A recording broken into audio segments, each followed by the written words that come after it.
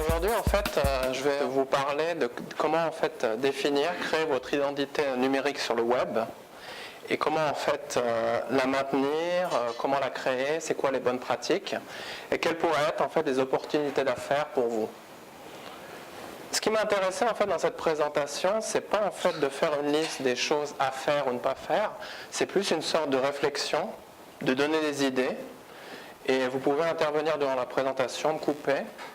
On peut parler de vos pratiques et après je suis ouvert à vos questions.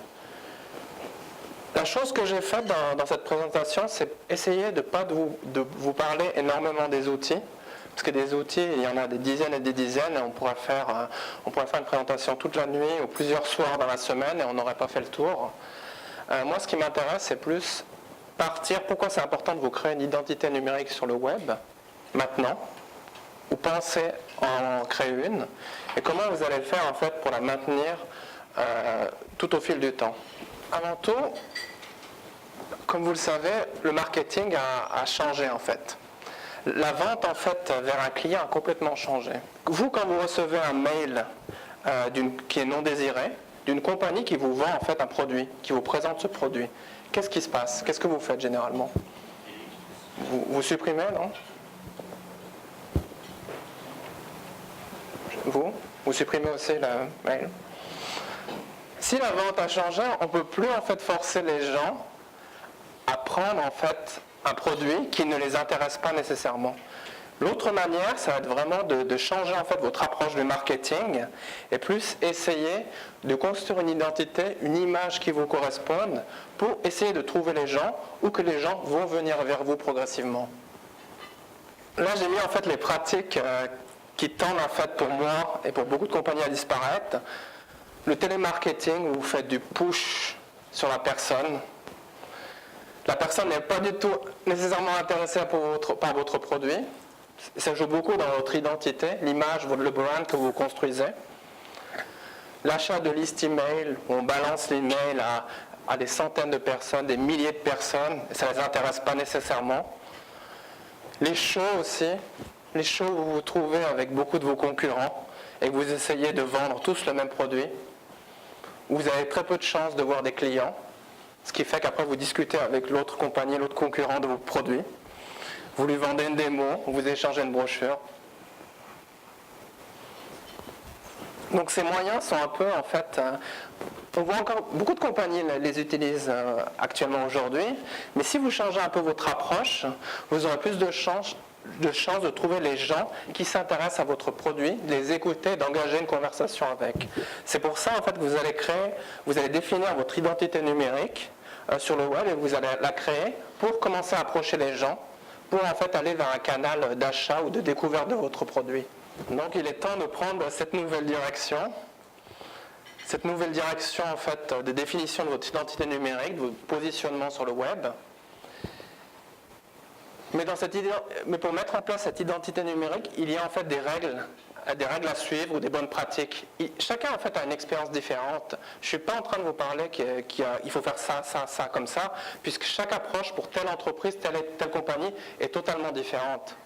Donc, on va en fait définir votre identité numérique. J'ai mis cette image où vous ne devez pas rater le train, c'est-à-dire que, je vais vous prendre un exemple très simple. Imaginons que vous êtes à Laval et que vous vendez par exemple des chaussures. Vous avez 2-3 concurrents en fait dans la même zone dans Laval.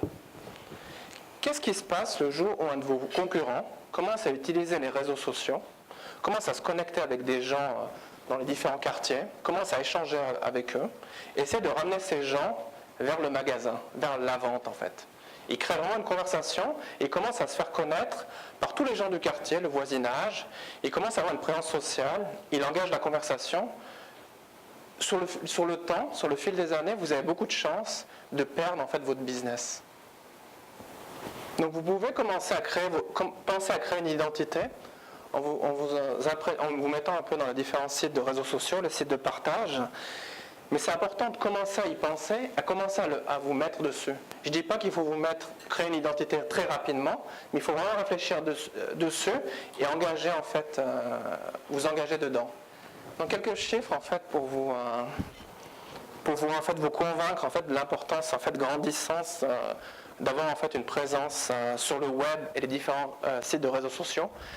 C'est des choses qui sont un peu différentes. On a le web, on a les sites de réseaux sociaux, c'est la même chose, mais il y a une différence entre être trouvé sur Google et être trouvé aussi dans les réseaux sociaux. Les deux en fait se mélangent. Donc, on a 70% des blogueurs qui parlent de marques sur leur blog. Est-ce que parmi vous, certains ont des blogs? On crée une présence sur le web avec un blog? Non? On a 4 milliards de photos qui sont hébergées par Flickr. Flickr, c'est un site qui appartient à Yahoo, qui a été créé au Canada, à Vancouver, et c'est un site en fait de partage de photos. On a, en moyenne, on a 130 amis sur Facebook. C'est une moyenne en fait. Vous pouvez consulter les références de eConsultancy. Au chiffre à peu près de janvier, c'est le mois dernier, janvier 2010, il y a 75 millions de comptes Twitter, dont à peu près 15 millions d'actifs. Donc ça vous montre en fait l'importance grandissante en fait des gens qui se mettent, qui sont présents sur les sites de partage, les sites de réseaux sociaux et les échanges qui s'y déroulent. Vous avez certains exemples en fait, certaines grandes compagnies qui ont vraiment réussi en fait à créer leur identité numérique dans des pratiques d'affaires. Est-ce que certains connaissent un peu comment en fait ces compagnies se sont mises sur le web, sur les réseaux sociaux et comment elles ont... Personne? Zappos.com, je ne sais pas si vous connaissez, c'est un célèbre marchand online de chaussures qui se trouve aux États-Unis, donc à Las Vegas.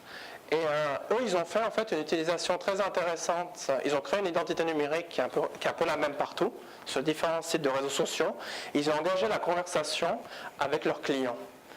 C'est-à-dire que ça a été vraiment une culture de l'entreprise où le CEO a implanté en fait la culture Twitter et dès la première année d'implémentation, près de 70% des employés avaient un compte Twitter, ce qui est quand même incroyable. Je crois que c'était à peu près 720 employés avaient un compte Twitter dans lequel ils engageaient la conversation avec les clients, ils les aidaient, ils parlaient d'autre chose, ils devenaient leurs amis et petit à petit ils ont contribué en fait à créer une image de marque.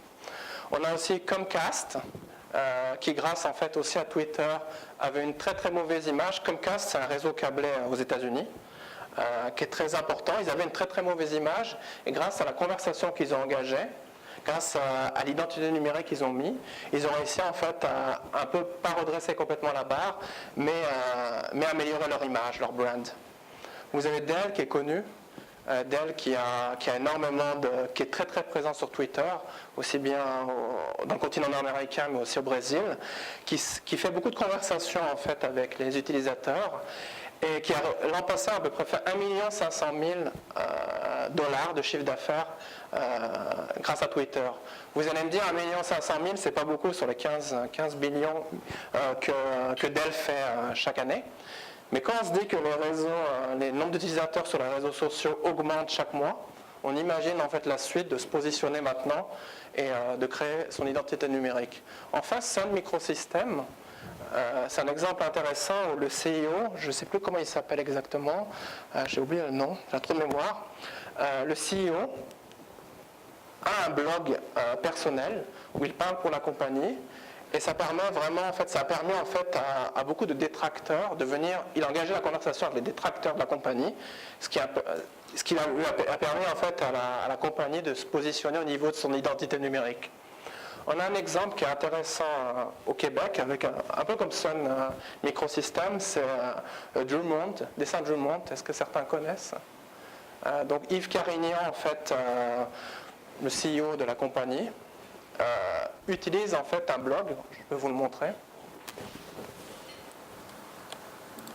où il engage la conversation en fait avec les futurs clients, où il parle aussi de son domaine d'expertise.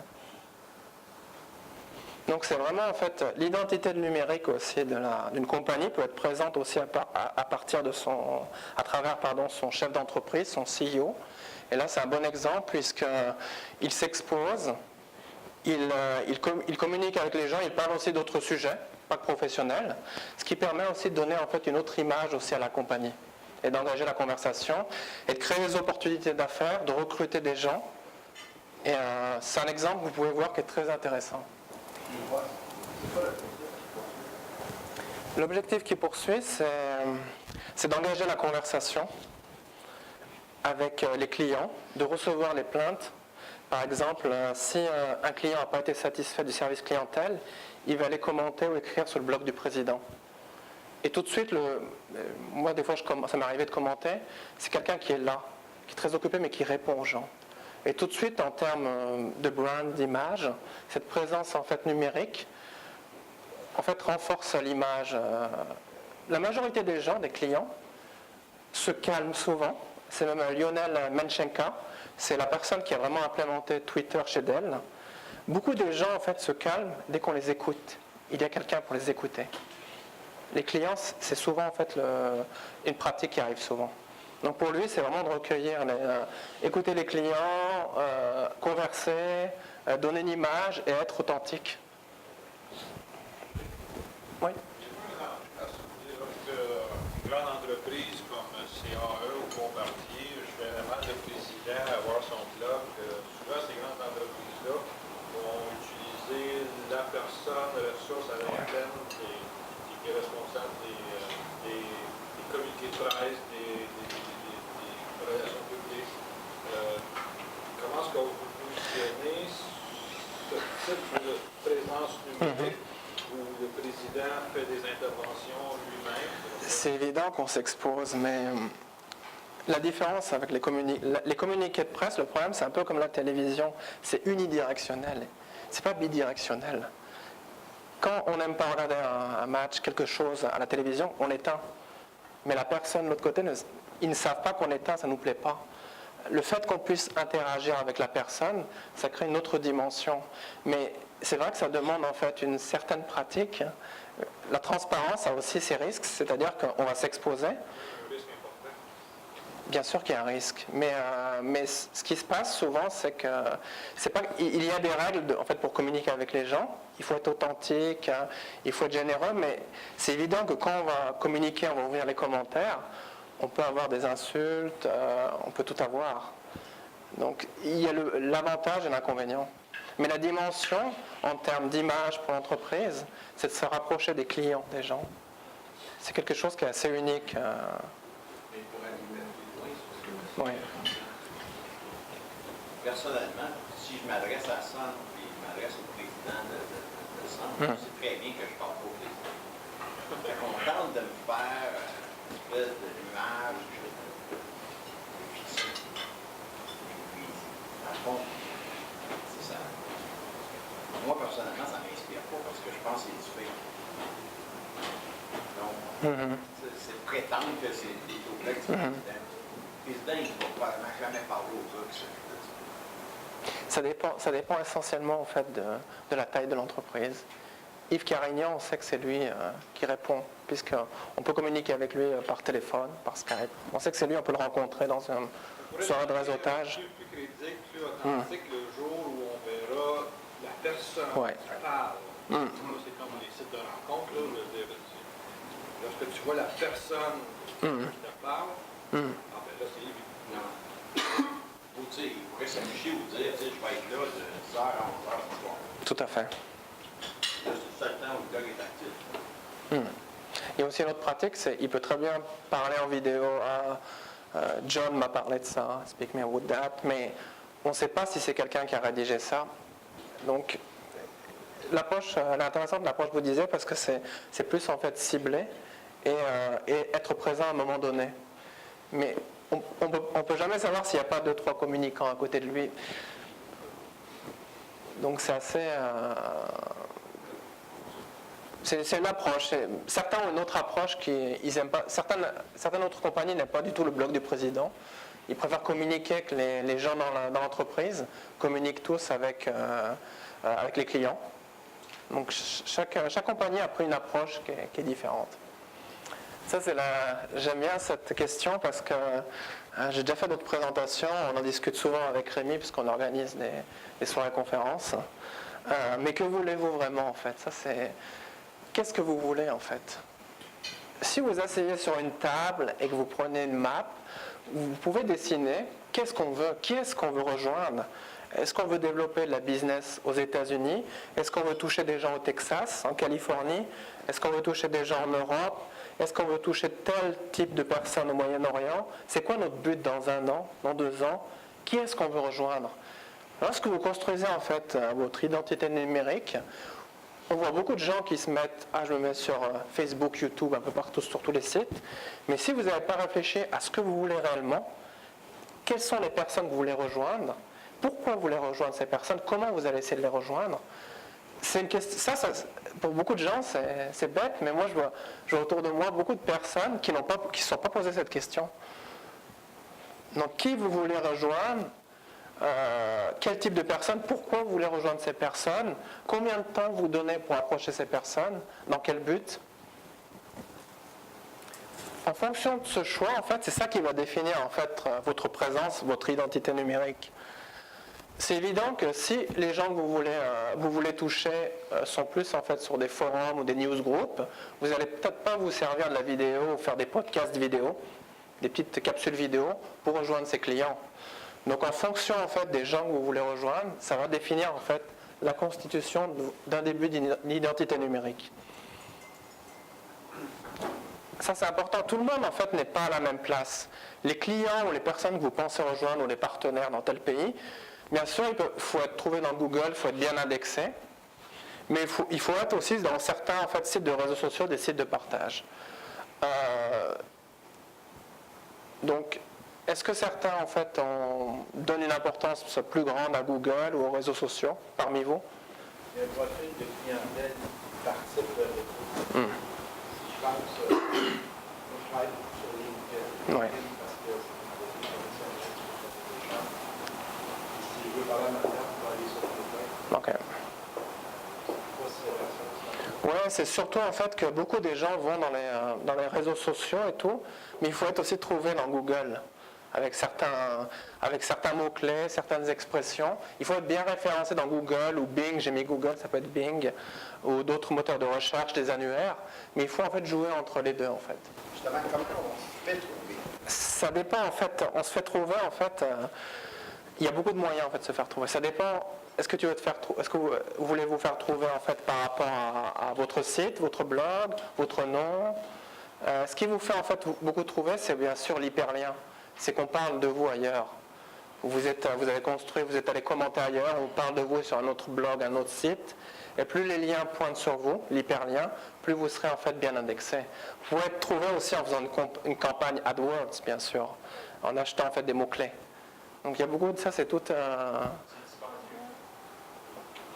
Ça dépend en fait, est-ce que vous faites un référencement organique, c'est-à-dire par hyperlien, c'est-à-dire vous construisez votre présence et beaucoup de gens écrivent sur vous, ou est-ce que vous allez acheter des campagnes AdWords? Les campagnes AdWords peuvent être coûteuses par rapport au mot en fait qui est très cliqué. Donc ça c'est un autre domaine, le CEO c'est un autre domaine. Ici? C'est où? Ici? Ça c'est les différentes en fait, applications comme des wikis où en fait on organise en fait, on partage en fait ces données en fait. J'ai appelé ça flux de vie dans ce slide, dans cette image. Une identité en fait identique sur toutes les plateformes. Ça c'est vraiment quelque chose qui paraîtra bête, mais lorsque vous avez en fait défini qu'est-ce que vous voulez, cette identité numérique, vous allez en fait construire une identité numérique, une identité en fait qui est... j'ai répété, une identité identique quoi. C'est un peu une répétition. Je vais faire attention au mot. En fait, l'identité va être, votre identité numérique va être en fait la même sur toutes les plateformes. Vous allez essayer de l'unifier. Je vais vous prendre un exemple. On aurait pu prendre différents sites. Là, vous avez en fait Lionel Mencheka de Dell. Quand je vous dis en fait une identité qui se ressemble, une identité numérique un peu pareille partout, ça va être au niveau de l'avatar. L'avatar c'est votre photo. Vous allez prendre la même photo, une photo qui vous met en valeur sur tous les sites. Ça va être sur LinkedIn, Twitter, YouTube. Il faut vraiment que ce soit la même photo. C'est intéressant d'avoir une photo qui puisse vous identifier partout. Vous êtes Lionel Mencheka partout avec cette même photo. le même nom, la même description, la même localisation, le titre qui est important, et les tags, les mots-clés. S'il y a des mots-clés qui vous définissent, c'est bien de reprendre le même titre dans LinkedIn, dans les mêmes sites, pour qu'on ait en fait une image de vous qui est identique partout. Si vous êtes sur 15, 20, 30 sites de réseaux sociaux, si on vous voit là, on sait que c'est vous parce que vous avez la même image partout. Est-ce que certains utilisent cette pratique de dupliquer? Oui? Oui, effectivement. Ouais. Une question, mais Ouais. je vous avais une question à poser. Justement, j'utilise cette approche-là. J'ai la même photo, la même identité partout. Les personnes vont pouvoir faire un lien. Tu veux dire changer la photo dans les... Un jour, je Ouais. Sur... Ouais, sur l'avatar. là, je la change partout, sur tous les réseaux que je suis. Mais comment je peux m'assurer que les personnes ne perdront pas la trace ou qu'ils vont m'identifier facilement sans vraiment être obligé de regarder beaucoup le visage ou, Ben, c'est souvent en fait, lorsque tu changes ton avatar, c'est souvent l'importance de la photo, c'est souvent en fait, tu peux le dire en fait tu peux communiquer avec. Certains ont une approche, ils vont communiquer, d'autres ne vont pas communiquer parce qu'en changeant la photo sur un site comme Facebook, elle va se mettre en valeur. Mais tu peux le dire, ou tu peux mettre une photo qui soit sensiblement la même. Il n'y a pas une importance que les gens te reconnaissent, c'est juste qu'il faut l'unifier vraiment partout. Les gens vont reconnaître ta photo progressivement. Mais il ne faut pas le faire sur un site et les 10 autres, on a des photos différentes. C'est bien d'unifier ça, que ça soit la même chose un peu partout. les entreprises, c'est pas de problème, c'est le logo. C'est le logo, exactement. Ouais. Est-ce que ça peut permettre de prendre deux photos différentes pour ce qui est personnel versus ce qui est entreprise? Ça dépend en fait de notre but. Certains disent « Ah, moi je vais sur Facebook, je vais mettre une photo plus fun. Sur LinkedIn ou Flickr, les autres sites, ça va être une photo plus professionnelle, ou Viadeo, Xing, tous les sites Xing, des sites plus professionnels. » Ça dépend en fait de l'approche que l'on a. Certains considèrent Facebook comme un terrain de jeu. Pour d'autres, c'est un site où c'est leur brand, leur image. C'est pas une image qu'ils se sont construits, ça peut être l'image qui leur correspond à eux. Qu'on soit consultant, qu'on travaille dans tel autre domaine. Mais ça dépend en fait de l'approche, le but qu'on a. Il n'y a pas de règle véritable. Donc ça dépend en fait qu'est-ce qu'on veut représenter. On n'a pas de règle, on a juste des bonnes pratiques ou des expériences qui sont différentes. Votre brand est unique, racontez votre histoire. J'aime bien ça parce que quand vous construisez quelque chose, une présence, c'est peut-être plus intéressant de dire « Ah, je suis un magasin qui vend de la peinture ». Si vous racontez une histoire, vous racontez comment le magasin s'est créé, est-ce qu'il y a eu des difficultés pour construire le magasin, c'est quoi l'historique. Il faut essayer de raconter quelque chose qui soit vrai. Je ne dis pas du tout de mentir ou inventer une histoire, mais quelque chose qui est un peu de piquant, qui soit un peu passionnant, une histoire à raconter. Quand vous avez une page about ou à propos, c'est bien qu'il y ait des éléments qui titillent, qui excitent un peu le client ou qui suscitent l'intérêt. Il y a une vraie histoire. L'entreprise s'est construite progressivement. On a échoué, on a reconstruit, on a une histoire. Ça a commencé par une rencontre passionnante à tel endroit. C'est pour ça que lorsque vous construisez cette identité, c'est bien que vous ayez une image unique. Vous racontez une histoire qui soit différente de votre concurrent.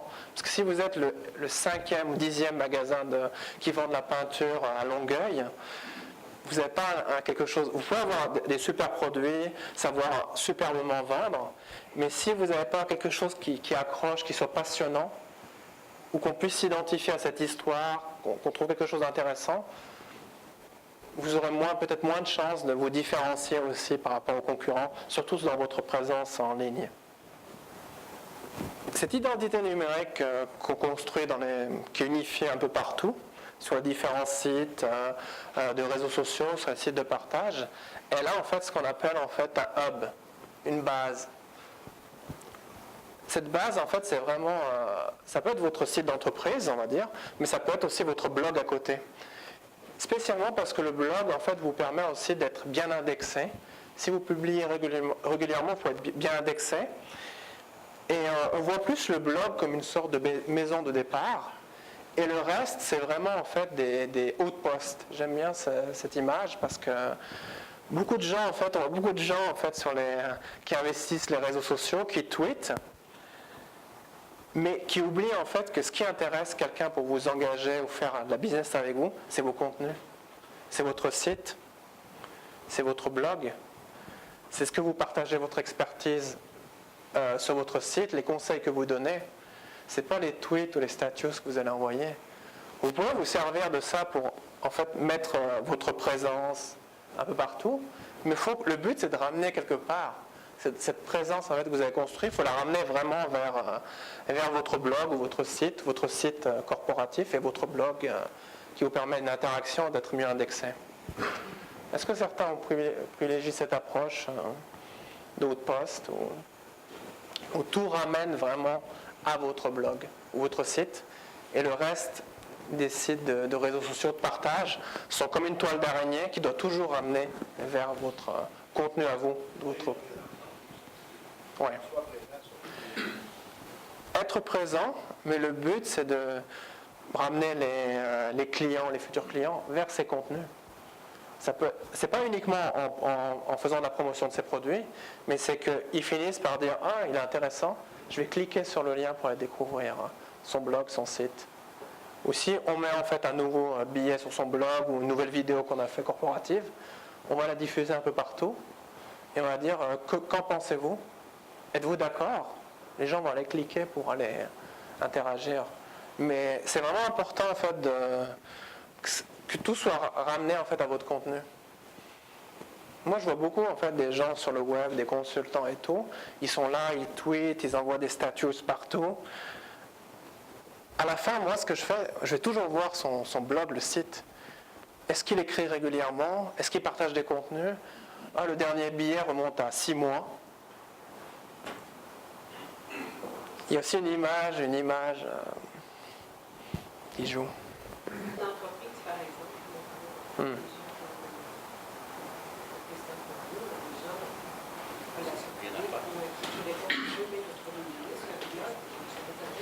Non, ça peut être par exemple, ça peut être un blog. C'est pas une personne dans la compagnie qui va faire le blog.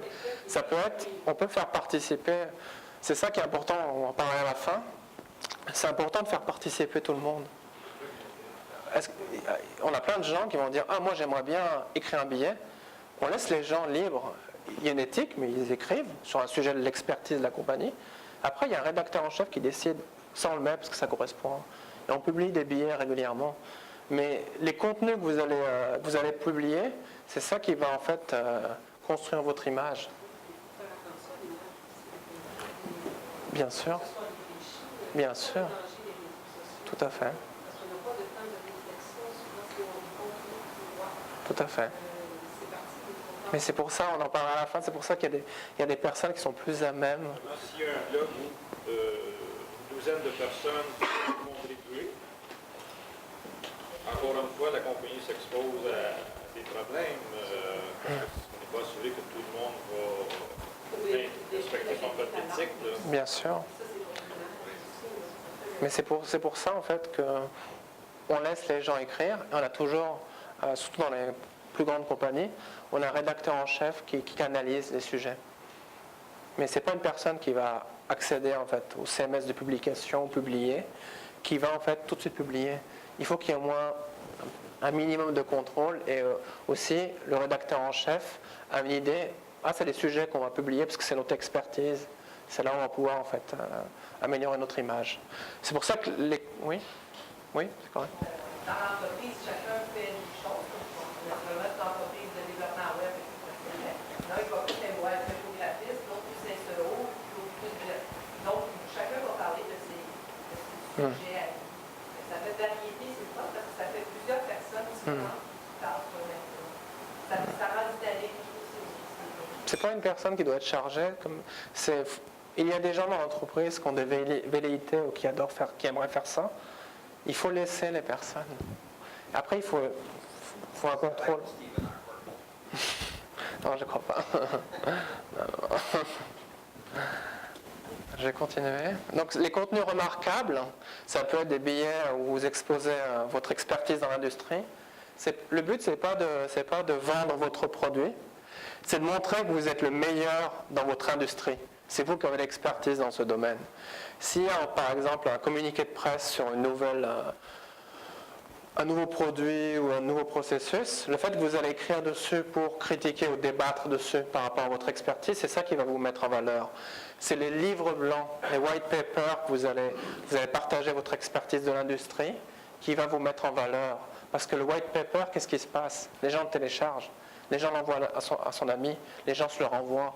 Et votre image circule partout. C'est la même chose en fait avec les vidéos où vous allez en fait faire une vidéo, où vous allez présenter un produit, où vous allez vous allez faire une entrevue dans un salon avec un professionnel de l'industrie qui va vous montrer que vous êtes l'expert dans l'industrie. Vous n'allez pas parler nécessairement de votre produit, vous allez simplement montrer que vous êtes le meilleur à cause de votre expertise. Après, les gens vont aller vers votre page produit. Vous avez de grandes chances qu'ils aillent vers votre page produit ou qu'ils veuillent faire du business avec vous.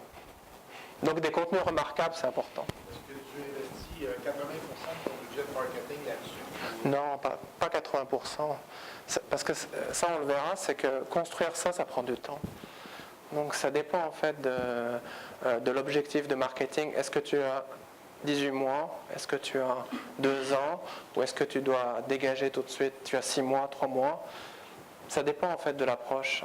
Donc ça peut être simplement quelques personnes qui vont prendre 2 heures, 6 heures par semaine, ou 4 heures, 3-4 personnes pour faire ça. C'est un équilibre en fait en fonction des moyens que tu as. Mais tu ne peux pas mettre tout là-dedans parce que c'est très long, ça prend du temps. C'est pour ça que je disais qu'il y a l'approche identité numérique plus sociale et de partage, et il y a la présence plus moteur de recherche annuel, indexation, où tu vas payer. Il faut jouer avec les deux en fait. Il ne faut pas abandonner une pour aller que dans les réseaux sociaux, c'est pas ça que je dis. C'est qu'il faut jouer équilibré avec les deux en fait. Votre identité qui est établie, donc c'est vrai qu'il faut la maintenir, et c'est sans doute l'exercice le plus difficile actuellement. Il faut être régulier, c'est-à-dire que même moi j'ai du mal actuellement. Moi je fais par exemple un billet chaque vendredi qui s'appelle la vidéo du vendredi, le podcast du vendredi. C'est très difficile lorsque vous mettez en fait en place ça, d'être régulier. C'est-à-dire si vous êtes une compagnie, vous commencez à publier des contenus de qualité de votre industrie, le faire 2-3 fois par semaine. Certains blogueurs professionnels, où c'est leur activité, disent qu'il faut bloguer chaque jour, surtout pour être indexé. Et pour une compagnie, vous n'êtes pas obligé de faire un billet par jour ou 3 billets par semaine. Vous pouvez commencer par un billet par semaine, c'est déjà bien. Pour jauger, vous pouvez essayer avec un billet par semaine. Vous pouvez prendre par exemple un billet sur... on a vu quelque chose qui s'est passé dans l'industrie. Hop, vous écrivez un billet dessus, vous apportez votre point de vue, qui n'est pas un long billet. Et ça, c'est le début d'un billet. Mais si vous arrivez à commencer à écrire un billet par semaine, c'est bien pour commencer, pour voir en fait comment vous habituez, quand vous habituez l'équipe, est-ce que ça marche ou pas. Le pire, c'est de commencer fort et commencer par 3-4 billets et après un billet tous les 15 jours. Imaginez votre branding, votre image, pour les gens qui se sont abonnés à votre blog ou qui découvrent vos contenus. Quelle image ils ont de quelqu'un qui se dit professionnel de l'industrie, qui publie des contenus et qui n'arrive pas à être régulier. Comment il sera régulier pour faire son support aux clients? Oui, ça induit beaucoup de choses, l'irrégularité. Oui. Je me demandais si une fois par mois, ça peut trop peu pour valoriser cette pratique-là. Une fois par mois, c'est trop peu. Je pense vraiment, pour moi, peut-être d'autres personnes me diront c'est la même chose. Un billet par semaine, surtout ça dépend en fait si c'est surtout un blog où on peut mettre du contenu. Un billet par semaine, c'est quand même le minimum. Parce que le blog, c'est vraiment quelque chose qui est basé sur le rafraîchissement des contenus. Le fait que tu vas faire un billet par mois, ce ne sera peut-être pas intéressant au niveau de l'indexation ou les gens qui vont te suivre. Un billet par mois, c'est... Comment on parlait des outposts là. Ouais. Mais bon, le blog, comment driver justement la récurrence sur le blog? Parce que le blog, bon, justement, être régulier, c'est une première chose, mais c'est pas dit que les gens vont avoir Il y a plusieurs. C'est pas, ça, c'est une stratégie plus qui est différente de la présentation. Moi, c'est plus concentré sur créer votre identité numérique. L'autre poste, faire découvrir, c'est pas que le lien, c'est pas ça en fait. C'est que vous, toi, tu vas aller commenter sur d'autres blogs de ton industrie. Tu vas aller sur des forums, des lieux où à chaque fois dans ton email, dans la signature, il y a ton blog. Quand tu vas aller commencer à commenter dans les blogs de ton industrie, petit à petit, tu vas avoir les gens qui vont venir et ils vont commenter aussi.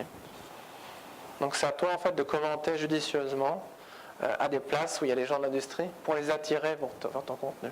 Quand j'ai montré l'autre poste, c'était plus par rapport à l'identité numérique de sa présence, mais attirer du monde, c'est pas si difficile que ça. C'est juste qu'il faut avoir la bonne idée de stratégie où on va aller commenter. Il y a beaucoup, oui. Quand on commence à faire les bonnes pratiques qui sont là, on peut s'attendre à un retour sur investissement. Il n'y a pas de règle véritable. C'est une question qui a pas de... C'est actuellement le plus gros problème en fait. Pas au niveau des blogs, parce qu'on sait on peut mesurer. On sait pas, on a des outils, on a pareil, qui mesurent le retour sur investissement pour sa présence sur les réseaux sociaux. Mais par rapport à son identité numérique, on ne sait pas. Si on vend un produit sur Twitter, on fait par exemple, je vais prendre un exemple. On dit, je vends en fait un spécial sur ce produit avec $20 de réduction. Vous allez en fait prendre, il y a un coupon associé.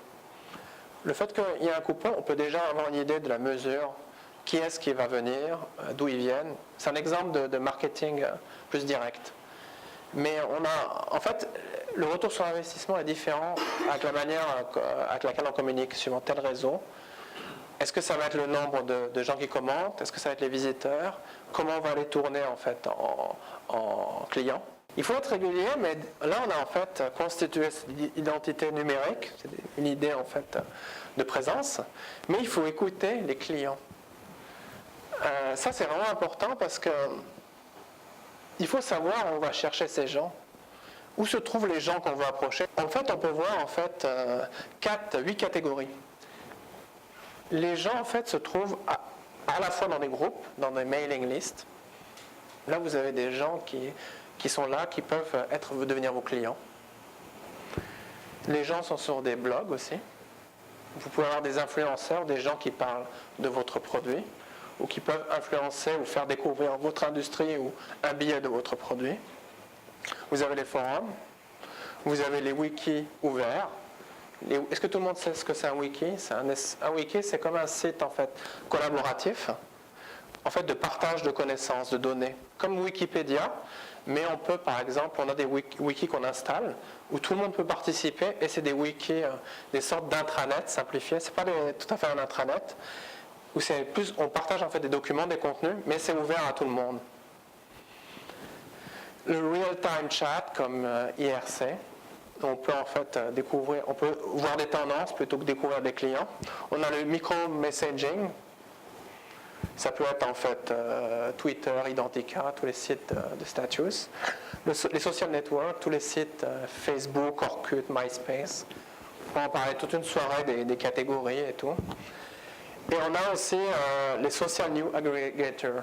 Ça peut être Dig, Wikio, Technocracy, les sites qui indexent en fait le contenu des blogs et des sites.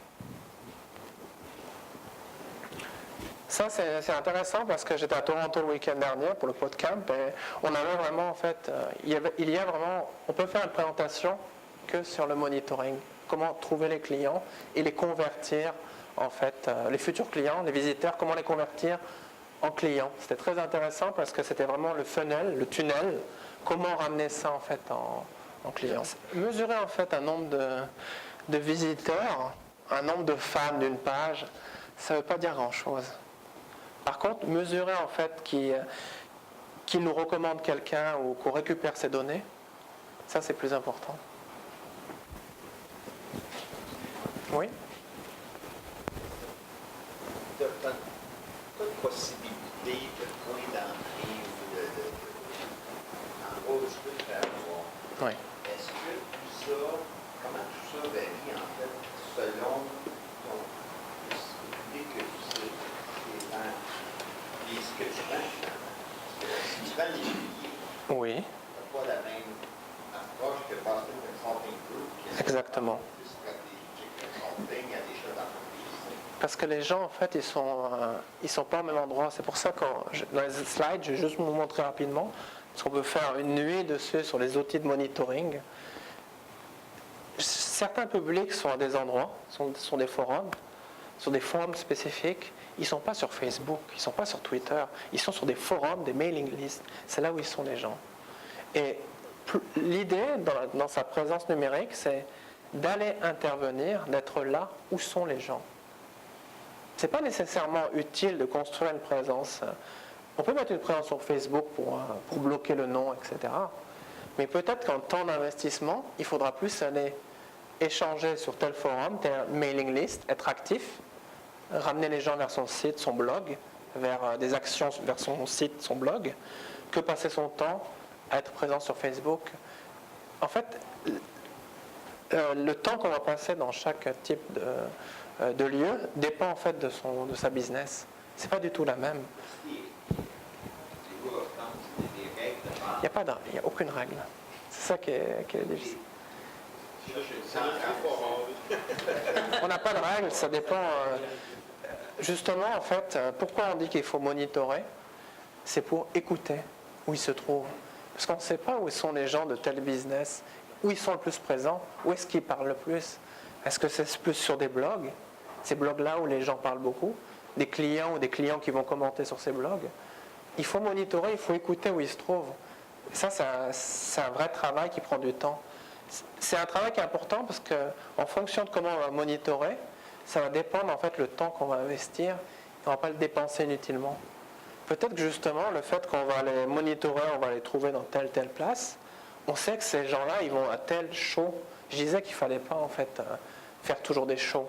Mais peut-être que si vous allez dans des shows où vous rencontrez des clients, des gens, pas des shows de votre industrie, d'autres shows où des gens parlent de ce type de produit, peut-être que vous allez réussir à approcher des clients différemment. Donc c'est pour ça que monitorer est toujours très différent en fait, suivant votre business ou qui vous voulez joindre. Je fais affaire avec des présidents en fait, de PME, dans le fond, qui ont besoin d'un service informatique. Où est-ce que je les trouve? Ça, c'est une question ça dépend en fait. C'est quoi ton industrie? C'est quoi les mots-clés? Administration, réseau, virtualisation, tout ça. C'est ça les trois. C'est quoi ta zone où tu veux les trouver? Dans Laval, Rive-Nord. OK. Tu vas avoir des outils. Là, je n'ai pas mis tous les outils. Il y a un livre qui s'appelle Monitoring Website, je crois, de Sean Power, que je vous conseille. C'est un livre qui fait 600 pages. Il est de Sean Power, Aliston McLear. Il y en a un qui est canadien et l'autre est américain. Ce livre est intéressant parce que c'est un livre qui se concentre que sur le monitoring. Ça fait 600 pages. Ça coûte $30 chez O'Reilly. Vous le prenez, maintenant il a $30, il était à 60 et tout. Ce livre, il n'est pas toujours, il est à jour à chaque fois, mais il va vous permettre d'avoir une approche justement sur ces funnels, ces tunnels. Comment convertir, comment réfléchir, comment monitorer, justement pour savoir où on va. Et c'est vraiment très très technique. Mais c'est vraiment très passionnant et très intéressant. C'est un livre très professionnel. La deuxième question que j'aurais par rapport à ça, c'est peut-être que les gens ici vont pouvoir répondre. Est-ce que ça se peut que, dans le fond, la clientèle que je vise ne soit pas là? Oui, c'est possible. Donc, je perdrais mon temps complètement. Exactement, c'est pour ça qu'il faut monitorer. Là, j'ai mis je ne voulais pas mettre tous les outils parce que c'est très long. Google Trends, ça vous permet c'est intéressant parce que ça vous permet en fait de voir un peu les tendances. C'est quoi les tendances de l'industrie? C'est quoi les mots-clés qui vont être beaucoup utilisés? Vous avez Google, si vous utilisez les blogs, vous avez beaucoup de moteurs comme Google Blog Search. Vous pouvez chercher un peu les blogs de votre industrie. Analytics, c'est plus pour voir en fait ces statistiques. Ça, c'est après. Monitorer, c'est avant. Analytics ou SiteMeter, tous ces sites d'analyse des visiteurs, du temps passé, etc. c'est des sites qui analysent après votre site, votre blog. Monitorer, c'est découvrir où ils sont sur tout le web. Est-ce que par exemple on a des blogs qui parlent de votre industrie, de salons professionnels? Est-ce que ces mots-clés sont importants? C'est quoi les tendances?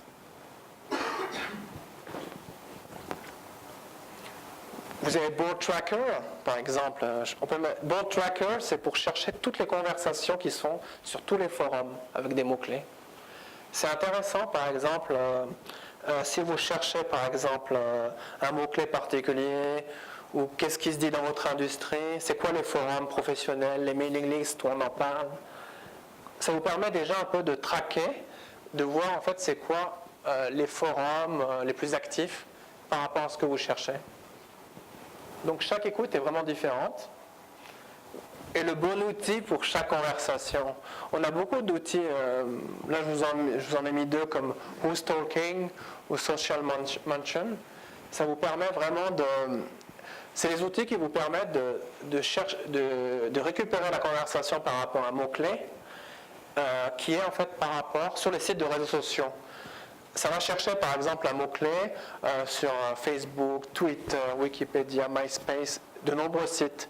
Ce qui est intéressant avec ces sites, surtout avec Social Mention, c'est que vous pouvez récupérer ce flux dans un flux d'actualité et vous abonner à ce flux RSS d'actualité dans votre lecteur d'actualité RSS, comme Google Reader par exemple. Ça vous permet de ne pas faire la recherche tout le temps, mais de l'avoir directement à votre portée. Donc, il y a beaucoup d'outils, ces deux-là, ces deux sites ou d'autres, vous permettent vraiment d'écouter ce qui se dit dans les différents sites, les blogs, les agrégateurs de news, les forums, les images. Si vous cherchez par exemple une image de votre industrie, ça permet de la récupérer. Donc, territoire, sa région dans laquelle vous faites. Est-ce que tu peux aussi ramener ça? Oui. Quand est-ce qu'on parle de Cisco dans la Val d'Argentine? On peut chercher ça, oui. On a beaucoup d'outils. Ça serait une présentation entière sur le monitoring par rapport en fait à ce que vous voulez. Ensuite, une fois qu'on a vu en fait comment des idées ou comment en fait établir votre identité numérique, votre présence aussi bien sur le web que sur les réseaux sociaux. Une fois que vous avez établi cette identité numérique, il faut quand même engager la conversation. Et ça, c'est souvent en fait un des exercices qui fait le plus peur en fait aux compagnies. C'est comment en fait engager la conversation. C'est quoi le faux pas à pas faire? Comment en fait on va discuter avec les gens qui viennent visiter le blog ou le site. Donc il vous faut quand même, pour avoir une chance de ramener des futurs clients ou commencer à avoir une bonne image et que des visiteurs viennent et qui se transforment en clients, c'est vraiment d'engager la conversation. Mais avez-vous une charte? Souvent en fait j'ai mis ce slide parce que beaucoup des gens qui bloguent ou des consultants, des stratèges dans différentes industries se disent « Ah, je vais écrire sur tel sujet de mon industrie pour devenir expert ». Dans le cas d'une entreprise, on en parlait tout à l'heure comme Zappos ou Dell, bien sûr qu'ils ont mis en place une culture Twitter en faisant participer tout le monde. On va tweeter, vous allez pouvoir tweeter sur des sujets personnels pour vous rapprocher du client. Mais il y a quand même une charte, une guideline. Il y a des choses, des limites à ne pas franchir. Ce n'est pas non plus quelque chose de très très strict, mais il faut au moins inculquer qu'on a 2-3 règles, 2-3 choses qu'on n'évoque pas. Si quelqu'un en fait engage la conversation dessus, vous pouvez en fait en parler. Mais c'est important d'avoir une idée des choses que peut-être que vous n'allez pas commencer une conversation dessus. Parce que ça va exploser si vous... Des petits principes. Ou c'est quoi en fait l'image de la société que j'ai envie de montrer? Est-ce que oui, je peux parler de mes vacances pour me rendre plus humain dans la conversation que je vais faire, mais il y a peut-être des sujets à éviter. C'est peut-être pas du tout en parler, même à titre personnel pour la compagnie, on parle de tout. C'est un sujet justement à éviter, au moins un minimum, je pense. Ça, c'est vraiment parler des autres. Après, vous allez parler de vous. C'est vraiment quelque chose qui est intéressant, en fait, surtout au niveau de la présence sur le web. Vous allez en fait construire une image qui est très intéressante, par exemple sur votre blog où vous publiez des contenus, si vous vous mettez à parler des autres. C'est très simple, vous allez pouvoir, en fait quand vous faites la promotion des autres, c'est eux qui vont venir vers vous, sans que vous fassiez quelque chose, c'est eux qui vont commencer à parler de vous, qui vont aller commenter, reprendre vos billets, vos contenus. Parler des autres, c'est très simple, ça peut être en fait faire des liens. On parlait de l'hyperlien, faire des liens en fait vers les contenus des autres, des gens qui participent à la même industrie ou peut-être des futurs clients, des partenaires, mettre en valeur leur contenu. S'ils sont sur un moteur d'indexation, un agrégateur comme Digg, ça peut être cliquer une fois Digg, ça veut dire que vous recommandez ce billet d'un des gens que vous voulez approcher. Plus vous mettez en fait en valeur le contenu des gens que vous voulez approcher ou des partenaires en retweetant une information. Si quelqu'un a diffusé une information sur Twitter, vous la retweetez, vous donnez en fait une sorte de vote de confiance. Si vous mettez avant superbe article, bravo pour cet article très intéressant, vous mettez en contenu vous mettez en valeur le contenu de la personne. Vous pouvez être sûr qu'après la personne va vous suivre et va vous retweeter ou va aller commenter sur votre article parce que vous l'avez mis en valeur. Ça, vous pouvez être sûr que ça marche. Ça fait des années que je fais ça. En fait, j'utilise les blogs et tout, et ça, vous pouvez être sûr que ça marche. Sur la longueur, ça marche. Chaque canal et chaque communication. Dans cette identité numérique que vous avez établie dans différents réseaux un peu partout, il y a différentes manières en fait de communiquer. Vous n'allez pas communiquer de la même manière sur Twitter que vous allez communiquer sur YouTube. Les vidéos en fait que vous mettez sur YouTube, que vous commentez, ça n'a pas en fait la même valeur, c'est pas la même manière de commenter. Twitter, c'est Identica et Jaiku, les autres sites de microblogging sont limités à 140 caractères. Donc en 140 caractères, on ne va pas communiquer de la même façon qu'un billet sur un blog, ou un commentaire sur YouTube, un commentaire sur une photo sur Flickr. Donc à chaque canal, il y a en fait un type de communication qui est différente. Hi Francis, hi Jenny. Elle répond à tout le monde. Elle nomme la personne par son prénom, pas son identifiant Twitter. Ça crée tout de suite en fait une proximité. Elle est là, elle répond à tout le monde. Elle fait que des replies à tout le monde. Elle répond à toutes les conversations. Elle est là pour engager la conversation. C'est important en fait de comprendre ça. On voit beaucoup de monde en fait qui publie du contenu, mais qui ne prennent pas en fait le temps de répondre à toutes les conversations. Vous allez me dire, mais quand on publie partout du contenu, on publie une vidéo là, un commentaire là, comment on fait pour organiser tout ça ? Il faut organiser ça en fait de manière en fait plus stratégique, c'est-à-dire qu'à un moment de la journée, vous pouvez 2-3 moments dans la journée, vous pouvez vous dire là je réponds à toutes les conversations. Là je réponds à toutes les conversations. Vous avez une personne dédiée, à 3 moments elle répond à toutes les conversations. C'est important parce que le fait que vous répondiez à toutes les conversations, c'est ça qui va vous différencier, croyez-moi, de tout le monde. Vous avez plein de gens sur le web qui sont là, qui commentent, mais qui ne répondent pas. Qui mettent un statut, qui ne répondent pas. C'est pas en fait écrire un roman. Quelqu'un a mis en fait un commentaire quelque part, vous pouvez juste faire un sourire ou quelque chose. La personne avec laquelle vous échangez va voir que vous êtes là. Le fait que vous répondez, c'est ça qui va complètement vous différencier des autres concurrents ou des autres personnes. Sur la longueur, c'est ça qui va construire votre image, votre identité numérique et qui va vous différencier. Et j'adore cet exemple parce que elle est là, elle répond à tout le monde par son prénom. C'est pas un robot, c'est une personne. Il y a une proximité et elle répond vraiment à tout le monde. Pour avoir été Ouais. on fait bien ça. Et c'est un site de vente. Oui. Du moment qu'ils ont vraiment qualifié le désir d'achat, ça retrouve. C'est un call center avec un vendeur. La balance. Faites leur job. Ils ont fait leur job. Ils ont fait un excellent job, vraiment, là. Très bien. Mais tu sais, ça, c'est une présence qui est un outil de vente. peux pas t'appeler Dell ou IBM. Bien sûr, bien sûr. Mais je veux dire, tu n'es pas obligé de... Là, c'est l'exemple de Dell, d'un des comptes Twitter de Dell. Toi, tu peux très bien, en fait, quand tu commences à publier du contenu un peu partout, par exemple, tu mets un lien vers un billet sur ton LinkedIn, Facebook, quelqu'un a commenté dans le status, 2-3 personnes ont commenté. Leur répondre à ces 3 commentaires-là, ces 3-là, ça va pas te prendre beaucoup de temps. Mais crois-moi, l'image que tu as, c'est que la personne, elle va revenir voir ton contenu. Elle va se rappeler, lui c'est un professionnel, il répond à ça. Ça va apporter tout le monde, c'est une question d'organisation. Et beaucoup de gens, en fait, ne le font pas du tout. Mais si vous le faites vous, c'est ça qui va vous différencier.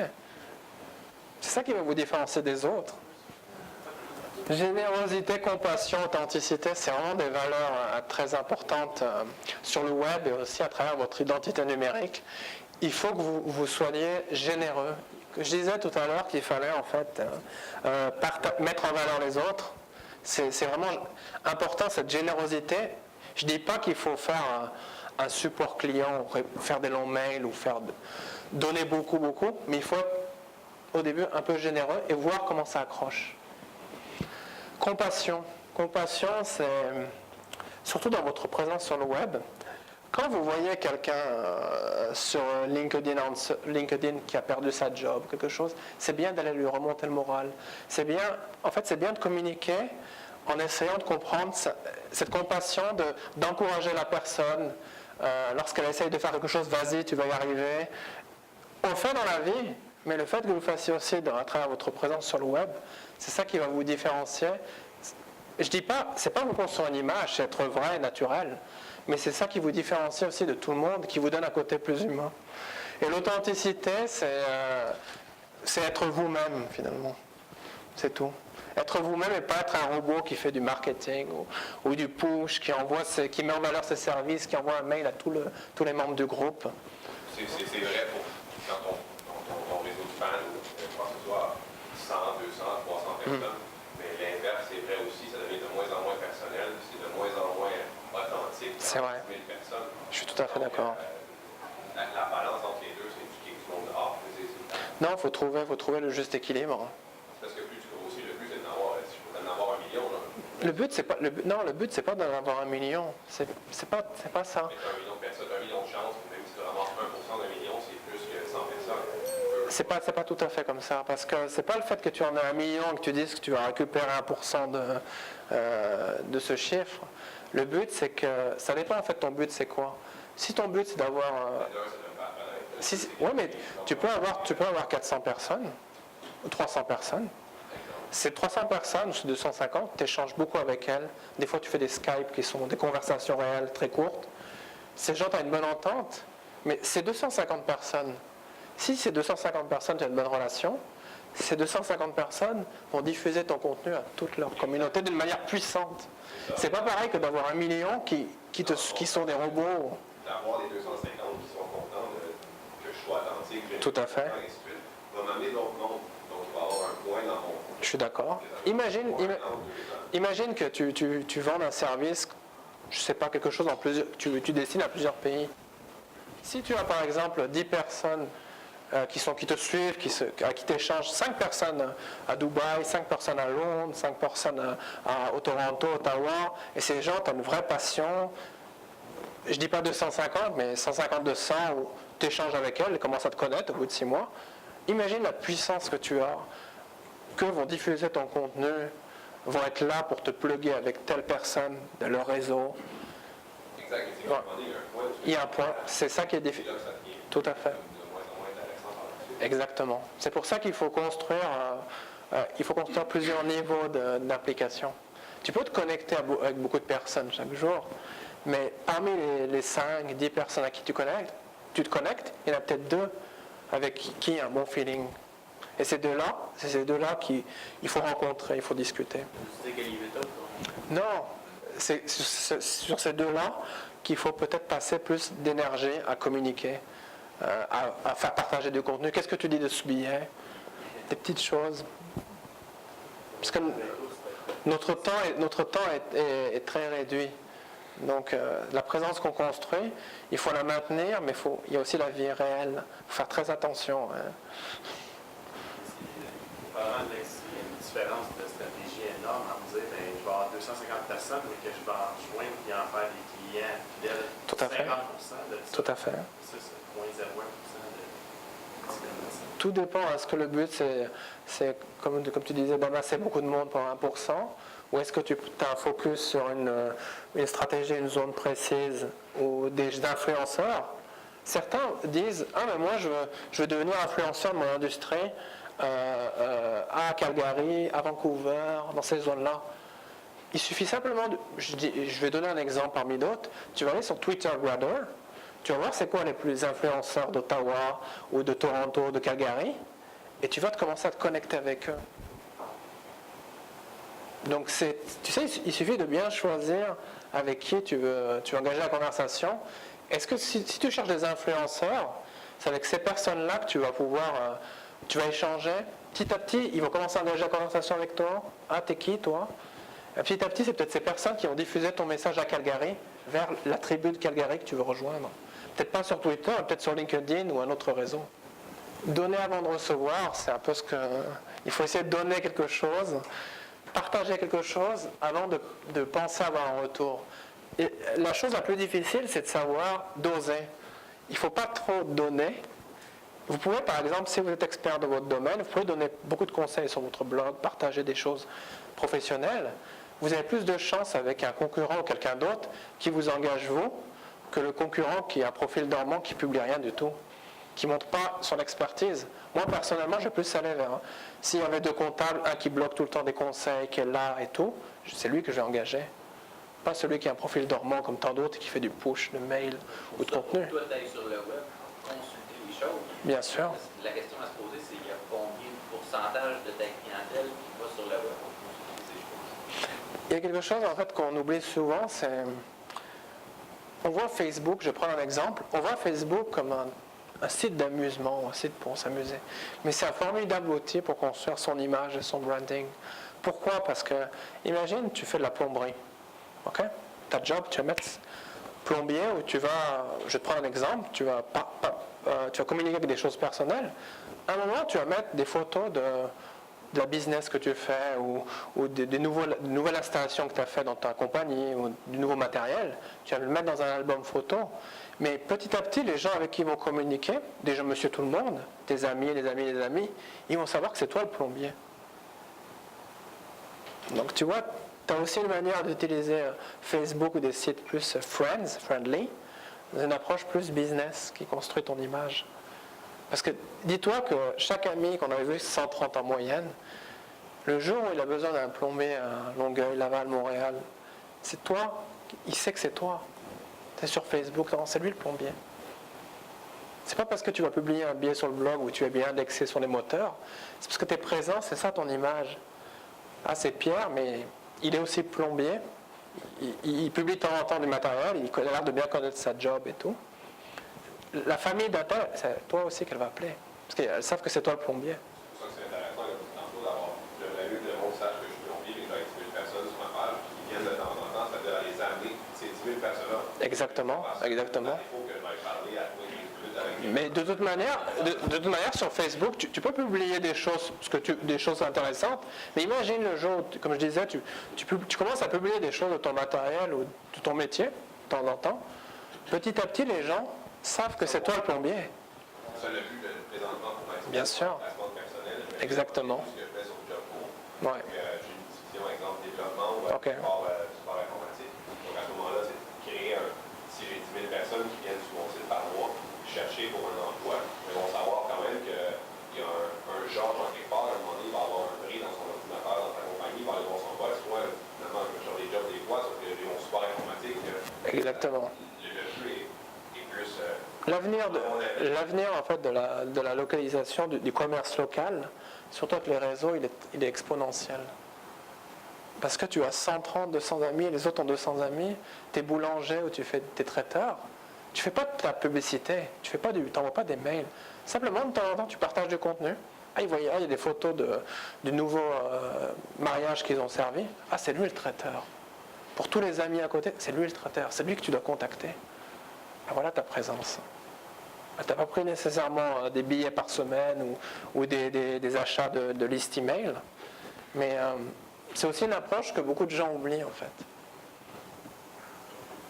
Là j'ai mis en fait, il faut donner quoi? Il faut donner avant de recevoir, mais vous pouvez en fait donner, ça peut être en fait des conseils, expertise, aider. J'ai mis les forums de la compagnie qu'on parlait tout à l'heure, la compagnie de câble américaine, Comcast, où ils ont vraiment des forums en fait très très spécifiques, ou en fait des forums très orientés en fait customer client, où ils sont là en fait et ils sont là pour répondre aux clients de manière en fait c'est très bien organisé et ils aident vraiment les clients sur des contenus, des thématiques qui ont lieu par rapport au câble et tout. Donc vous pouvez donner en fait l'expertise par rapport en fait à des forums. J'ai mis LinkedIn Answer, je ne sais pas si certains l'utilisent. Si vous êtes présent sur LinkedIn, la manière en fait d'avoir des clients, de vous faire remarquer, de vous faire chasser ou ce que vous voulez, c'est les groupes. Vous pouvez participer à des groupes, mais c'est LinkedIn Answer. LinkedIn Answer, c'est important parce que des gens posent des questions. Est-ce que certains connaissent Yahoo Answer aussi? C'est le même principe. Certains en fait posent des questions, des professionnels d'industrie, et vous apportez en fait votre expertise, vous répondez dessus. Petit à petit, plus votre réponse est jugée utile, c'est pour ça qu'il faut commenter pour dire quelque chose d'utile, plus on va vous attribuer un rating comme tous les sites, et plus ça va apparaître dans votre profil LinkedIn, et plus en fait vous allez en fait vous êtes bien mis en valeur, c'est important, et plus vous allez avoir des plugs, des connexions, parce que vous avez en fait un bon rating, vous êtes un expert en industrie. Et si j'ai un conseil en fait pour vous en fait vous positionner, ce n'est pas les groupes sur LinkedIn, c'est vraiment LinkedIn Answer. Si vous avez un peu de temps, répondez une fois par jour, 2 fois par jour. Vous choisissez en fait la catégorie où vous voulez vous positionner. Vous répondez à 1 ou 2 questions sur LinkedIn Answer. Vous aidez en fait, vous donnez votre expertise 1 ou 2 fois par jour. Ouais.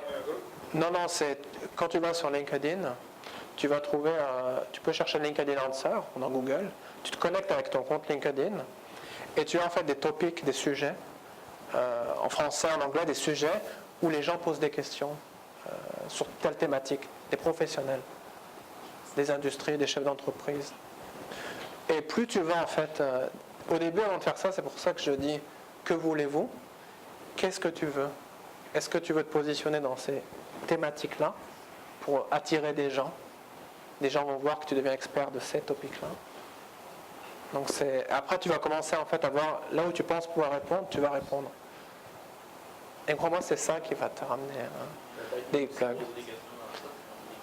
Oui, tu peux poser des questions, mais la valorisation, c'est vraiment en fait dans la réponse. C'est comme un vendeur eBay, c'est comme si vous utilisez Amigo Express au Québec, c'est comme tous les sites de rating, Yahoo Answer. Plus vous êtes noté par la communauté dans une optique de connexion, plus vous avez une chance d'avoir des connexions, vous allez avoir peut-être des mandats, de la business, quelqu'un qui va vous rencontrer dans un trade show, un event. Donc c'est intéressant de donner des conseils, soit dans les forums par rapport à vos clients, soit par rapport à des gens ou des professionnels. J'ai pris 2 exemples dans LinkedIn Answer. Donc plus vous donnez, c'est ce que je disais tout à l'heure, et plus vous avez des chances en fait de recevoir des choses en retour, des connexions, des commentaires, des mises en valeur, des plugs, de la business, des mises en relation pour vous aider à établir votre business dans telle zone, dans tel domaine. Croyez les personnes comme elles vous croient, c'est vraiment très important. C'est vraiment très important parce que, en fait, les gens communiquent, beaucoup de gens communiquent maintenant de manière authentique. Si vous engagez votre compagnie ou des gens de votre compagnie à parler de vous, il faut que vous soyez authentique. On ne cherche pas la perfection, personne n'est parfait, surtout pas, mais les gens vont vous pardonner votre erreur si vous êtes là pour la corriger tout de suite. Oui, je me suis trompé. Croyez-moi, si les gens changent complètement leur point de vue, on a vu, je ne sais pas si vous avez vu Toyota. Toyota ont été là, ils n'ont pas réagi, Et en fait, imaginons qu'ils réagissent tout de suite, oui, on s'est trompé, on a fait une erreur. Le capital sympathie du client change beaucoup quand vous avouez l'erreur et vous essayez de la corriger. On voit beaucoup cet exemple, si vous avez l'occasion de voir avec Comcast. J'aime bien cet exemple-là parce que Comcast avait une image désastreuse aux États-Unis, surtout de la part des clients. Et petit à petit, je ne sais plus comment j'oublie à chaque fois le prénom, une des personnes passionnées qui travaille au service clientèle, il y a plus d'1 an, a commencé de lui-même et tout, a commencé à répondre aux clients sur Twitter. Mais quand on voit ces réponses, c'est pas faux, c'est authentique. Il les a aidés, il a résolu le problème, il a été là pour les assister jusqu'au bout pour résoudre le problème. Et petit à petit, l'image de la compagnie a complètement beaucoup changé.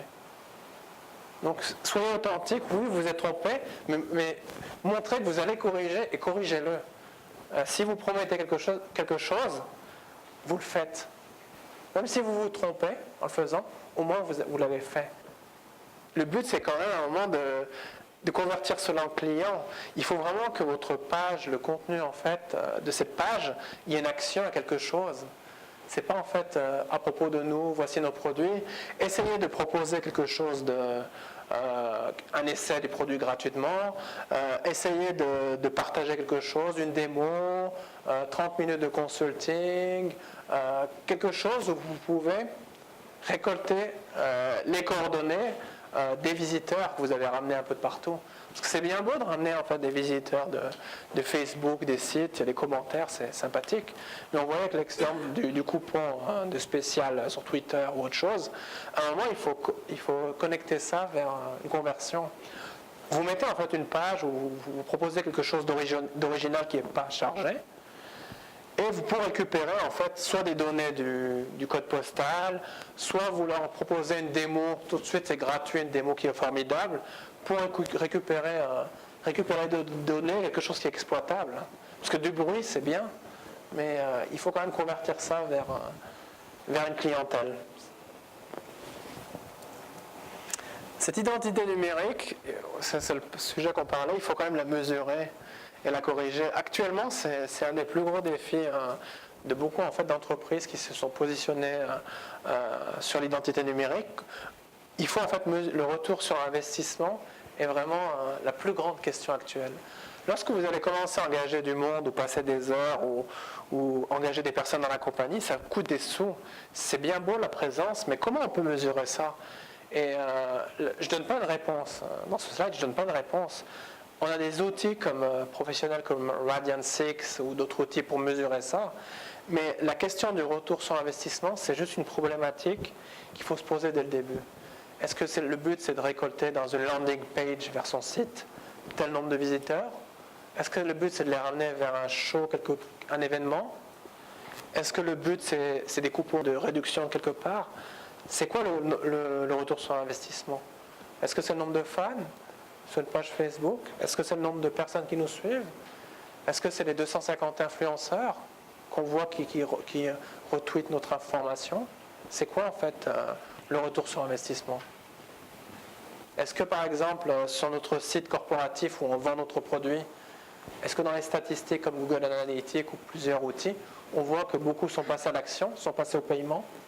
Tout ça, il faut vraiment se le poser dès le début. Oui. Ouais. C'est plus facile rendu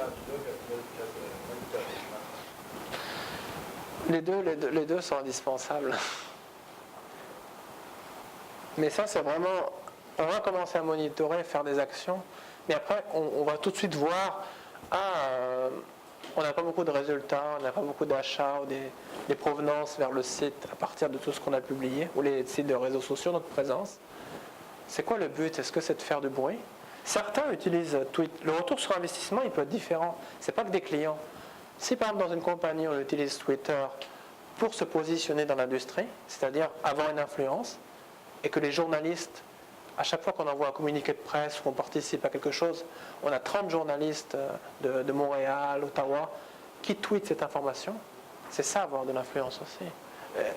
C'est pas que des clients, l'influence a plusieurs... le mesurer, le buzz, mais est-ce que le buzz c'est un buzz à un moment donné, ou est-ce qu'on veut construire un buzz pour tout le temps? La différence du buzz, moi j'aime pas trop ça parce que le buzz c'est comme un coup publicitaire. Moi j'adhère pas, moi je préfère avoir des gens, des followers, des gens qui seront là tout le temps. Une communauté, même si un jour on prend un break, une semaine, 2 semaines, ces gens-là sont, quand on revient, ils sont là. Mais quelque part, c'est l'image qu'on prend. C'est l'image, bien sûr. Bien sûr. Non, Parce qu'on va aller calculer maintenant le client par rapport à une qualité ou c'est vrai. une spécificité qu'on a. Mais le buzz, souvent, il est perçu comme un moment donné. On va faire un gros coup avant le lancement d'un produit, donc on est là partout. Quand je parle de retour sur investissement, c'est-à-dire que nous, au bout de 2 ans, on a construit une relation, on a 200 journalistes aux États-Unis, au Canada, ils sont là, c'est notre communauté. Le jour où il y a quelque chose, ces 200 journalistes, ils vont reprendre notre message. C'est ça aussi le retour sur investissement. C'est-à-dire que nous, on peut être sûr que la manière avec laquelle ces journalistes vont retweeter, ou peut-être écrire une note sur leur billet, on a une influence. Parce qu'on a des chances d'avoir beaucoup de compagnies qui vont appeler nos services, parce qu'on a une influence dans l'industrie. Donc le retour sur investissement, c'est pas que ça peut être les clients, mais c'est aussi l'influence réelle d'une niche. Ouais. Par rapport au retour sur investissement, question de stratégie, est-ce qu'on commence par déployer petit peu par petit peu, puis on ajuste, ou parce que je me dis, c'est quoi le contre-coup de dire, ça vaut pas la peine qu'on se retire, par exemple, de Twitter, justement parce que je pense que, quand on parlait des blogs, je pense qu'effectivement, un blog, ça fait 6 mois, est aussi bien de le retirer que dans certains cas, ou de le transformer en article, ou je sais pas quoi, mais contenu fixe, plus qu'un blog. En fait, ce qu'on fait, c'est qu'on ajuste, il n'y a pas de règle, on ajuste au fur et à mesure. Il faut savoir aussi, on s'est donné comme moyen 1000, 2000 $ par mois, ou 500 $, on s'est donné 10 heures de travail. Petit à petit, on corrige. C'est pas assez. On va réduire un peu, on va augmenter un peu, on construit. C'est ce qui est vraiment difficile, c'est que ça se fait sur le temps. Surtout quand on a une niche, et qu'on sait ce qu'on veut, c'est beaucoup plus facile. C'est beaucoup plus facile. Beaucoup de personnes ne savent pas ce qu'elles veulent. Vous pouvez savoir ce que vous voulez au départ. Je veux me plugger avec ces 2-3 États, ces parties-là. Ok. Vous pouvez changer après en disant que je vais étendre mon marché là. Mais si vous savez déjà dès le départ où vous voulez aller, ça va aller plus vite pour corriger, affiner, changer. Peut-être que si vous arrivez, vous dites je me connecte pas assez. Et si j'achetais une compagnie si j'achetais en fait des mots, des AdWords par rapport à cette ville, par rapport à Rimouski ou par rapport à là où je veux me connecter aux gens, ça permet beaucoup de corriger. Parce que passer en fait 20 heures, 30 heures dans le mois, c'est peut-être plus intéressant de mettre 500 $ dans des AdWords très précis qui vont nous permettre vraiment d'arriver à cet objectif. Voilà, positionner votre identité numérique, ça prend du temps et c'est vrai qu'il faut le faire, mais il faut vraiment avoir conscience que c'est un processus en fait très long. C'est long, c'est pas en 2 semaines, 1 mois. Ça va dépendre de l'investissement financier, du temps, mais comme je disais au début, c'est important de le faire maintenant. Parce que au moins commencer à y réfléchir, on commence à positionner, même si ce n'est pas en force. Surtout quand vous êtes sur quelque chose qui est une niche. Parce que plus vite vous prendrez la niche, vous la prendrez avant les concurrents. Vous êtes identifié avant vos concurrents. Si vous vendez le même produit, il y a 2-3 compagnies, vous êtes la première entreprise québécoise qui vend ce produit au Texas, en Arizona, vous êtes avant les autres. Vous avez déjà commencé à plugger bien avant les autres. Le but, c'est pas d'aller vite, vous pouvez commencer à rien du tout, mais si tu sais ce que tu veux, tu vas réussir à vraiment correctement te connecter, affiner. Mais si tu es sur une niche spécifique, et tu as 3 concurrents qui commencent à bien travailler là-dessus, ça va être très difficile après. Sur la longueur, pas tout de suite, parce que les clients ne sont pas que sur le web, c'est très difficile après de revenir. C'est quoi les stratégies des entreprises par rapport aux langues? Vos langues. C'est une question intéressante. Tu veux dire par rapport au contenu qu'elles diffusent? Vous gérer une page en français, une page en anglais, Ouais. mélanger ça. Là, il faut que tu absolument que tout soit identique. Beaucoup des gens disent c'est bien d'avoir une partie française, anglaise. Moi, je suis plus... c'est plus bien d'avoir une partie française avec une traduction, ou faire les deux. Moi, je suis plus adepte, je dirais, de séparer les deux. Un Twitter en anglais, une propre page en anglais, un canal qui dirige vers les gens anglais.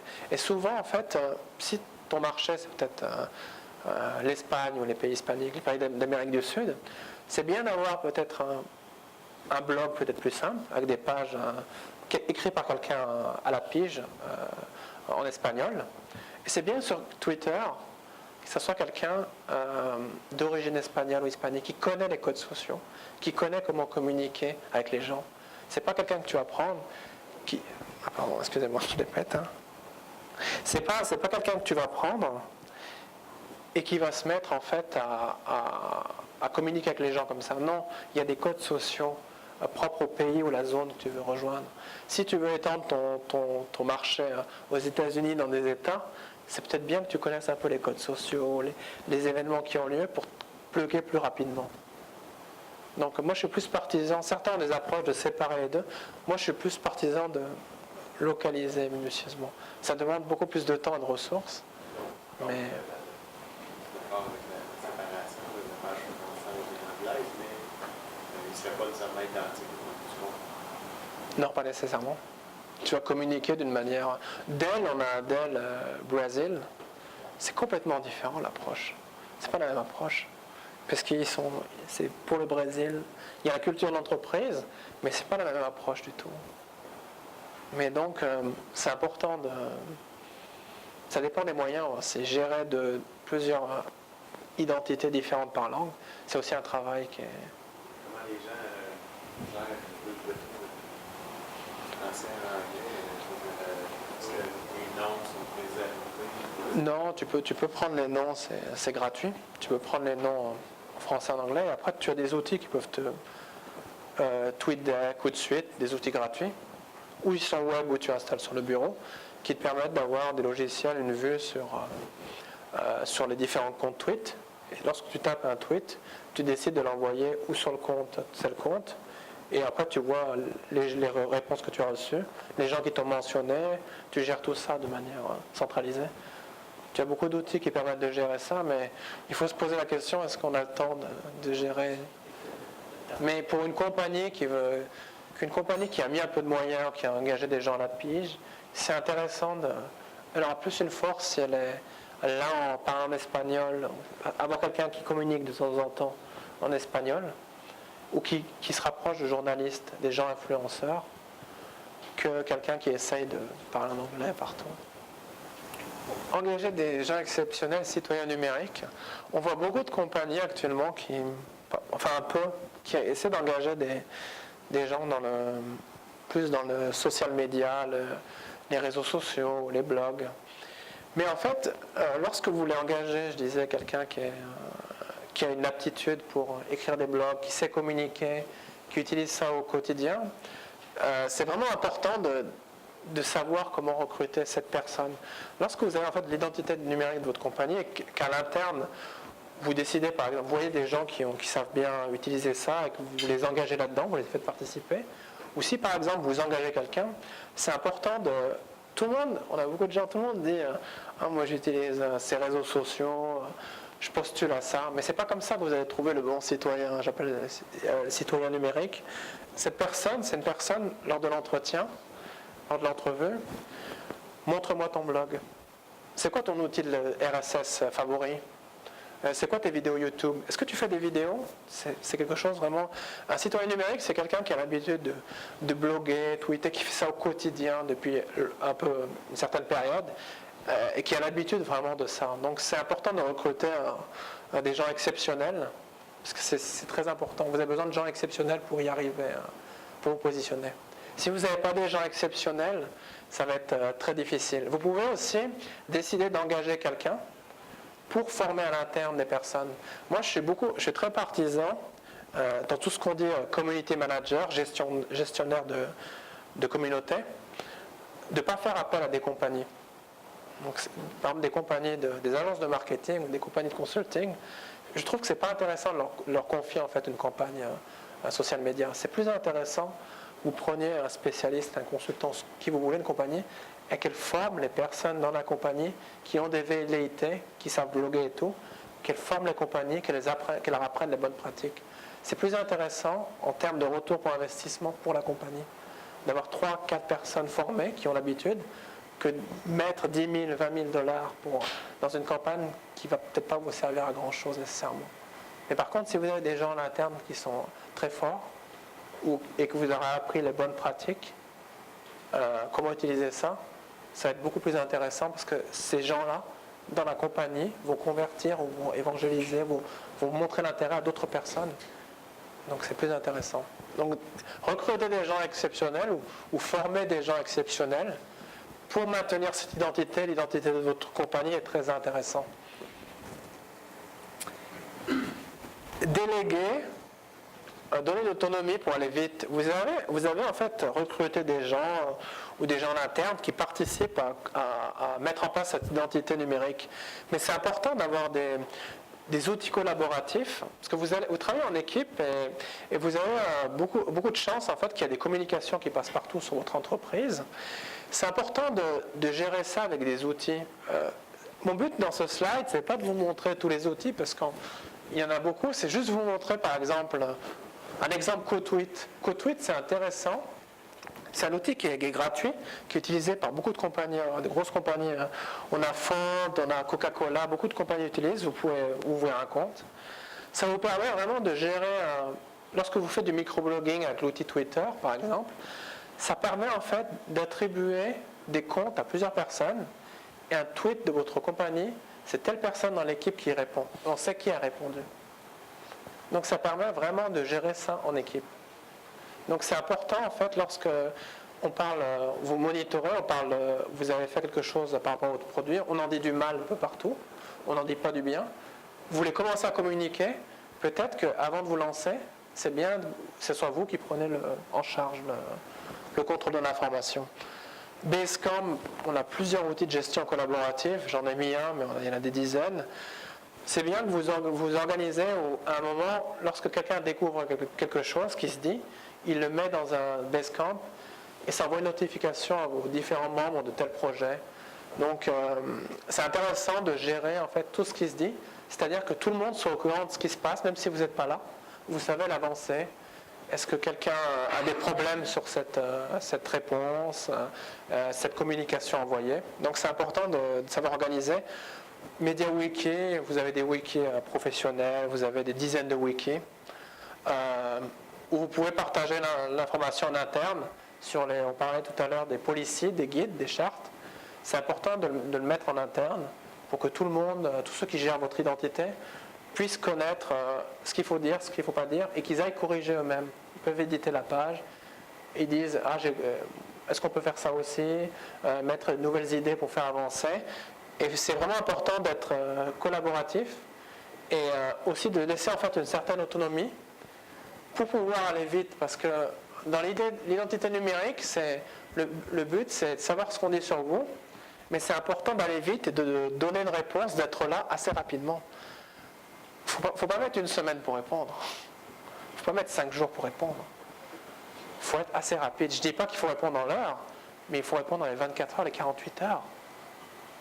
Comment les entreprises décident justement c'est quoi le facteur pour décider est-ce qu'on prend un Twitter ou non une entreprise, ou est-ce qu'on prend des Twitter ou non des vice-présidents, On va pas mettre le Twitter du chef d'entreprise, ça va être les Twitter des différents services. Ou dans CodeTweet aussi, on peut gérer, si jamais par exemple quelqu'un avec ce mot-clé parle de nous, on peut dire c'est toi vous deux qui allez vous charger de ces 3 tweets. Donc c'est vous qui gérez ces tweets-là. On a parlé de nous ici, c'est vous qui gérez ça. On voit quel membre dans l'équipe a répondu. Donc c'est important pour le monitoring de savoir qu'est-ce que vous avez dit qu'est-ce que vous avez tweeté avec le compte de l'entreprise pour répondre à ses clients ou cette mise en demeure ou cette attaque. C'est intéressant pour surtout partager le travail. D'avoir une approche plus de travail d'équipe.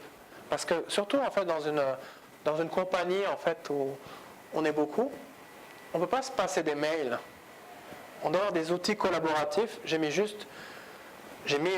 3 images, 3 idées d'un wiki, d'un gestionnaire de projet, d'un wiki open source, d'un gestionnaire de projet plus payant et d'un système pour gérer le microblogging.